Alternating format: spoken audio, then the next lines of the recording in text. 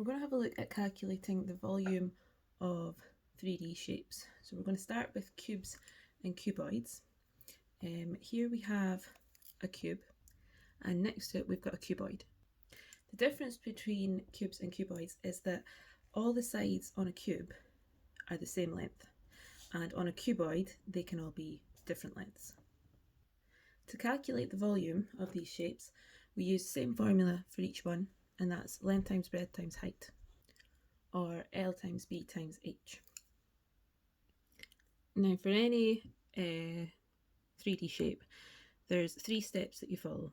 The first step is write down the formula, which for this example we've got a cuboid, so the formula is V equals L times B times H.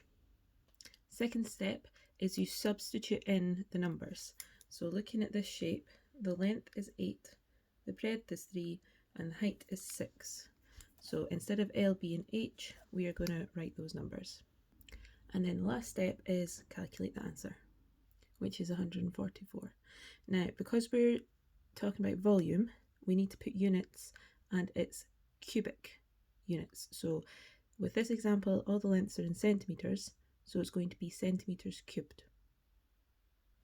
We're now going to have a look at how to calculate the volume of a triangular prism. It's very similar to calculating the volume of a cuboid. Triangular prisms are a bit like the shape of a Toblerone, so don't get them confused with pyramids. They've got a front end and a back end, and both of those shapes are triangles, whereas pyramids are slightly different. We need to know the formula for calculating the volume of a triangular prism, and that is half times length times breadth times height. So this part here is the same as for the cuboid. The only difference with the triangular prisms is that you need to half it. And one thing to watch out for is the height is not the length of the sloped edges of the triangle. The height goes from the tip of the triangle to the base of the triangle. So the formula we're going to write down each time is V equals half times L times B times H. We're going to have a go at an example. So here we've got a triangular prism. The length is 8 centimetres, the breadth is 12 centimetres, and the height from top to bottom is 3 centimetres. So again, step 1 is write down the formula. So half times L times B times H. Then step 2 is put in the numbers. So half times 8 times 12 times 3. And then step 3 is calculate the answer, which is 144. And because it's volume, it's centimetres cubed. Triangular prisms can look slightly different. So this one, it's still a triangular prism because the front face and the back face are both a triangle, but the triangle is a right angle triangle this time, which means this line here is the height of the triangle. To calculate the volume of these, it is exactly the same as before. Write down your formula, put in the numbers, and calculate the answer, which is 1,848 centimetres. Oh, actually, metres cubed. Make sure you're paying attention to the units. The last shape we're going to have a look at is the cylinder. So another name for a cylinder is a circular prism because it has a front end and a back end, or a top end and a bottom end, and the shape of those ends are circles, but we just refer to it as a cylinder most of the time. So the formula for calculating the volume of a cylinder is pi times the radius squared times the height, or V equals pi r squared h. You could write it with the multiplication signs if you want to, but writing it without the multiplication signs is also fine. So looking at our two cylinders, the height of the first one is pretty obvious. It goes from the top to the bottom. If your cylinder is lying on its side though, the height then becomes this distance here. And the radius is referring to the circle, and it's this part in here, going from the centre of the circle to the edge.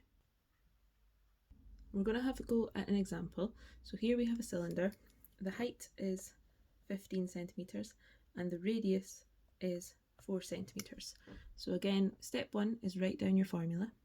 So pi times r squared times h. Step 2 is put in the numbers. So we're keeping pi as the pi symbol. Instead of the radius squared, we're going to write 4 squared. And instead of h for the height, we're going to write 15. Then step 3 is calculate the answer. Remember to use the pi button instead of the number 3.14. So you would be typing the pi button, then 4 times 4 squared times 15. And you end up with 753.98223. It keeps going. So I'm going to write 3 of the numbers after the decimal point, then put dot dot dot. Then on the next line, I'm going to round it to 1 decimal place. Now, to round to 1 decimal place, we look at the second decimal place and see if it's 5 or bigger. If it is 5 or bigger, we add 1 to the first decimal place. But since our first decimal place is a 9, that means it would turn into a 10. So this number turns into a 0, and we need to add 1 to the next number. So this 3 will become a 4. So our answer will be 754.0 centimetres cubed. Now we're going to do another example because they can make them a little bit more tricky by not giving you a radius to begin with. So here we have a cylinder. The height, even though it's on its side, the height is 11.5. And then if we look over here, this 7 centimetres is the distance from this side of the circle to this side of the circle, which means 7 centimetres is the diameter of the circle, and we want the radius. If we know the diameter of the circle, to get the radius, we just need to half that number. So the radius would be 3.5 or 3.5 centimetres. And that's because the diameter goes all the way across the circle, whereas the radius only goes halfway across the circle. Once you've identified your radius, then you follow the same steps. So we write down the formula. So pi times r squared times h. Then you put in your numbers and make sure you're putting in 3.5 instead of r. And then you calculate the answer, which ends up being 442.571. It keeps going. I'm just going to round it to 1 decimal place. So 442.6 centimetres cubed.